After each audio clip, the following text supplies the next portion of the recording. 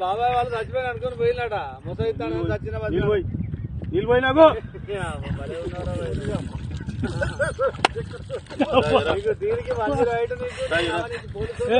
ఎందుకు పన్న వాళ్ళ తాయి పండుకున్నా ఎందుకు అనుకున్న వాళ్ళ ఈ చల్లదనానికి ఎండకు చేయలేక కన్నీకి ఓడిపోయి వచ్చిన గెలవలేక ఏం చేసావు 10 రోజుల నుంచి గణేట్ చేత నాతో గట్టించి నా కష్టం దోచుకొని గణేట్ రాయి కట్టు నాకు అంటే డబ్బులు ఇచ్చారు కానీ క్షమ